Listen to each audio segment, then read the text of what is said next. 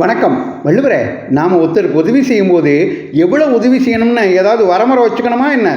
நல்ல கேள்வி கேட்டாப்பனே. ஒரு உதவி செய்யும் பொழுது நாம் எவ்வளோ உதவி செய்யணுங்கிறத விட முக்கியமானது நாம் யாருக்கு உதவி செய்கிறோங்கிறது. நான் முன்னமே சொன்ன மாதிரி சின்ன உதவிக்கு கூட பெரிய அளவில் நன்றி பாராட்டுற பண்பாளர்கள் உண்டு. அதோட அவங்களோட நல்ல தன்மைக்காகவே அடடா அவங்களுக்கு இன்னமும் உதவி இருக்கலாமேன்னு நமக்கு தோணும். சில பேர் எவ்வளவு உதவி செஞ்சாலும் நன்றி பாராட்ட மாட்டாங்க. அதுக்கு அவங்கக்கிட்ட நல்ல தன்மைகள் இல்லாததான் காரணமாக இருக்கும். ஒரு கட்டத்தில் நமக்கே இவனுக்கா உதவி செஞ்சோம் அப்படின்னு மனம் வெறுத்து போயிடும். அதனால் செய்கிற உதவியை தகுதியானவர்களுக்கு தாராளமாக செய்யணும்.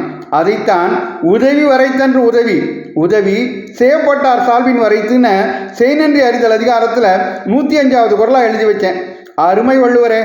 உதவி பெறுவோரின் தகுதி பண்பு அறிந்து தகுதியுள்ளவர்களுக்கு மட்டும் தாராளமாக உதவணுங்கிறத அருமையாக சொல்லிட்டீங்க. நன்றி, வணக்கம்.